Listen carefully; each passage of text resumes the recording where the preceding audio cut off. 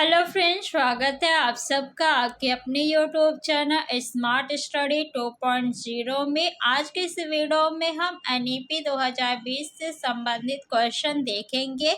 ये आपके लिए मॉक टेस्ट है, तो आप लोग हर क्वेश्चन का आंसर कमेंट बॉक्स में कमेंट करके बताइएगा और वीडियो के लास्ट में बताइएगा कि 15 में से आपका कितना स्कोर रहा। तो चलिए फ्रेंड्स, वीडियो को स्टार्ट करते हैं। पहला क्वेश्चन है, राष्ट्रीय शिक्षा नीति 2020 के अनुसार निम्नलिखित में से कौन सी सीखने या अधिगम के लिए एक अत्यावश्यक और अनिवार्य पूर्व अपेक्षा है? खेल और शारीरिक स्वास्थ्य, बुनियादी साक्षरता एवं संख्या ज्ञान, गणन कौशल विकसित करना, सभी के लिए शिक्षा। तो बताइए कौन सा ऑप्शन सही होगा। तो ऑप्शन नंबर 2 आपका बिल्कुल सही है, बुनियादी साक्षरता एवं संख्या ज्ञान।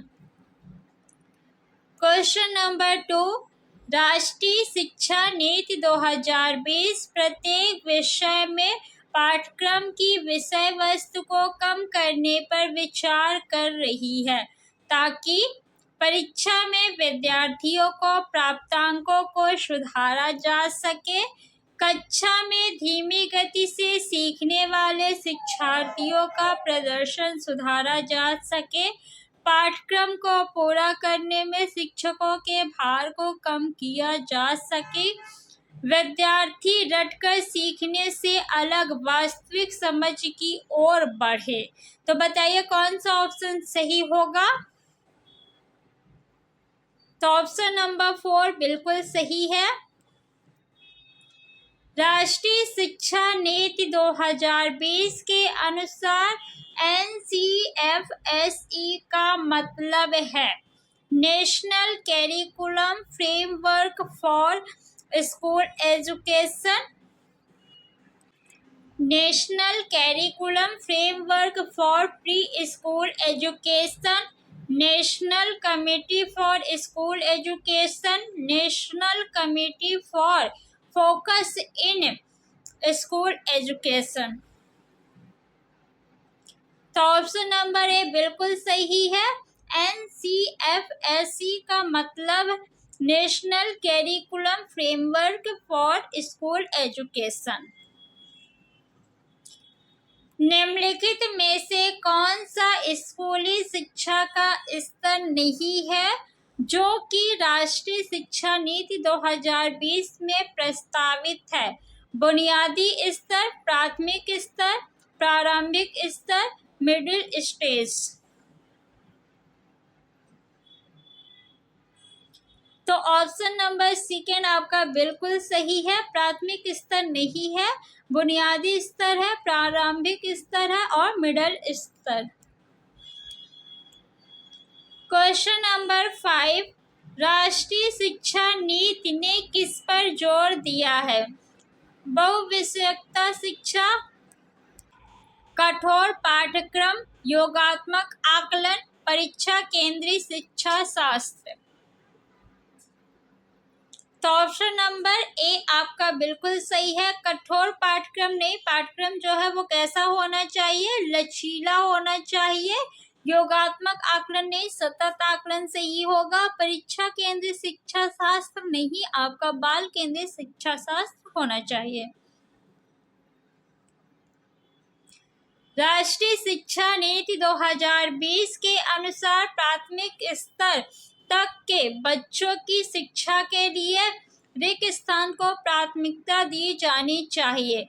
मातृभाषा, विदेशी भाषा, अंग्रेजी भाषा, केवल सांकेतिक भाषा। देखिए केवल जो है निगेटिव कीवर्ड है, तो ये आपका गलत हो गया। तो कौन सा ऑप्शन सही होगा? ऑप्शन नंबर फर्स्ट आपका बिल्कुल सही है, मातृभाषा। NEP 2020 के अनुसार कम से कम कक्षा 5 तक बच्चों को मातृभाषा में या फिर क्षेत्रीय भाषा में शिक्षा देनी चाहिए और हो सके तो 8 तक और उससे ऊपर यानी 12 तक भी अगर मातृभाषा में शिक्षा दी जाएगी तो बहुत अच्छा है। क्वेश्चन नंबर 7, एनईपी 2020 प्रस्तावित करती है कि 2025 तक प्राथमिक विद्यालयों में सार्वभौमिक बुनियादी साक्षरता और संख्यात्मकता प्राप्त करने को सर्वोच्च प्राथमिकता प्रदान करनी होगी। एनईपी 2020 के इस लक्ष्य को हासिल करने के लिए शिक्षा मंत्रालय भारत सरकार ने किस नामक परियोजना का आरंभ किया है? निष्ठा, निपुण भारत, FLN या दीक्षा? बुनियादी साक्षरता और संख्यात्मकता, इसका मतलब क्या है? इसका मतलब है कि बच्चे को जो है लिखना, पढ़ना और बेसिक चीज़ें जो जोड़ना, घटाना, गुणा, भागा ये आना चाहिए। कौन सा ऑप्शन सही होगा? ऑप्शन नंबर सेकंड आपका बिल्कुल सही है, निपुण भारत, और इसका लक्ष्य जो है मार्च 2025 तक रखा गया है। राष्ट्रीय शिक्षा नीति 2020 विशेष बल देती है विश्व स्तरीय आधारभूत संरचनाओं के विकास पर, 100% रोजगार देने के प्रबंध पर, मुफ्त शिक्षा देने के प्रबंध पर, प्रत्येक बच्चे की सृजनात्मकता के विकास पर। तो राष्ट्रीय शिक्षा नीति विशेष बल जो है प्रत्येक बच्चे की सृजनात्मकता के विकास पे बल देती है। ऑप्शन नंबर 4 आपका बिल्कुल सही है। एनईपी 2020 के मूल सिद्धांतों के अनुसार सभी विद्यार्थियों द्वारा रिक्त स्थान तक बुनियादी साक्षरता और संख्यात्मकता की उपलब्धि को सुनिश्चित करने की आवश्यकता है। कक्षा 1, कक्षा 2, कक्षा 3, कक्षा 5 किस क्लास तक? तो कक्षा 3 तक। ऐसा क्यों किया गया है? ताकि जो ड्रॉप आउट की समस्या हो रही थी उससे छुटकारा मिल सके। बच्चे जब बड़े होते हैं तो वो स्कूल छोड़ देते थे, क्यों? क्योंकि उन्हें जो है बुनियादी साक्षरता और संख्यात्मकता में जो प्रॉब्लम आती थी, वो पढ़ नहीं पाते थे, लिख नहीं पाते थे, उन्हें बेसिक जोड़ घटाना गुणा भाग नहीं आता था। फिर वो जब आगे जाते थे तो उन्हें लगता था कि वो कुछ नहीं कर पाएंगे, उन्हें बेसिक चीज़ें नहीं आती है और वो विद्यालय छोड़ देते थे। तो बच्चे विद्यालय न छोड़े, ऐसा इसलिए किया गया है। राष्ट्रीय शिक्षा नीति 2020 अनुशंसा करती है कि गणित एवं परिकलन चिंतन पर विद्यार्थियों में अधिक बल दिया जाएगा, रिक्त स्थान से प्रारंभ करके। बुनियादी स्तर, प्राथमिक स्तर, मिडिल स्तर, माध्यमिक स्तर। तो ऑप्शन नंबर फर्स्ट आपका बिल्कुल सही है, बुनियादी स्तर।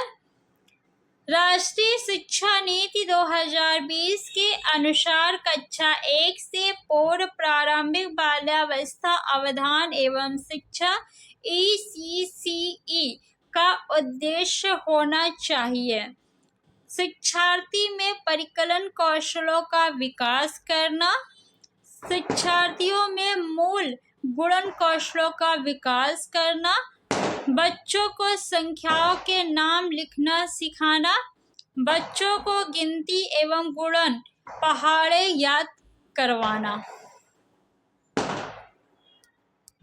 तो कौन सा ऑप्शन सही होगा? ऑप्शन नंबर फर्स्ट आपका बिल्कुल सही है, शिक्षार्थी में परिकलन कौशलों का विकास करना। देखिए, परिकलन कौशलों का विकास करना, इसमें जो है मूल गुणन कौशलों का विकास, संख्याओं का विकास और गिनती गुणन पहाड़े इसका भी विकास जो है आ जाएगा। इसलिए सबसे बेस्ट जो है वो ऑप्शन नंबर फर्स्ट है। राष्ट्रीय शिक्षा नीति 2020 के अनुसार देश भर में विभिन्न विषयों में ओलंपियाड और प्रतियोगिताएं रिक्त स्थान होगी, कम होगी, सरल होगी, मजबूत होगी, हतोत्साहित। तो कम होगी नहीं, सरल होगी नहीं, हतोत्साहित नहीं, उत्साहित करना है। तो ऑप्शन नंबर 3 आपका बिल्कुल सही है, मजबूत होगी। राष्ट्रीय शिक्षा नीति 2020 के अनुसार गुणवत्ता शिक्षा प्रदान करने और बच्चों को सफल अधिगमकर्ता बनाने के लिए महत्वपूर्ण है। यह सीखना कि क्या सीखना है, यह सीखना कि कहाँ से सीखना है, यह सीखना कि कैसे सीखना है, यह सीखना कि किस सीखना है। तो ऑप्शन नंबर फर्स्ट आपका बिल्कुल सही है। यह सीखना कि क्या सीखना है, ये सबसे इम्पोर्टेंट है अगर आप एक सफल अधिगमकर्ता बनना चाहते हैं तो। नेक्स्ट क्वेश्चन है, राष्ट्रीय शिक्षा नीति 2020 के अनुसार सार्वभौमिक बुनियादी साक्षरता और संख्यात्मकता प्राथमिक विद्यालयों में किस वर्ष तक हासिल की जानी होगी? 2024, 2025, 2026, 2027। तो ऑप्शन नंबर सेकेंड, मार्च 2025 तक। राष्ट्रीय शिक्षा नीति 2020 के अनुसार एक शिक्षक को शिक्षण अधिगम प्रक्रिया के दौरान प्राइमरी स्कूल के बच्चों से संप्रेषण के लिए किस भाषा का प्रयोग करना चाहिए? केवल क्षेत्रीय भाषा का, केवल हिंदी भाषा का, केवल अंग्रेजी भाषा का, बच्चों की मातृभाषा का? तो केवल आपका निगेटिव टैग वर्ड है, तो ये तो गलत हो जाएगा। ऑप्शन नंबर 4 आपका बिल्कुल सही है, बच्चों की मातृभाषा का। अगर मातृभाषा ऑप्शन में नहीं दिया है, स्थानीय भाषा या क्षेत्रीय भाषा दिया है, तो आप स्थानीय भाषा या क्षेत्रीय भाषा को टिक करेंगे।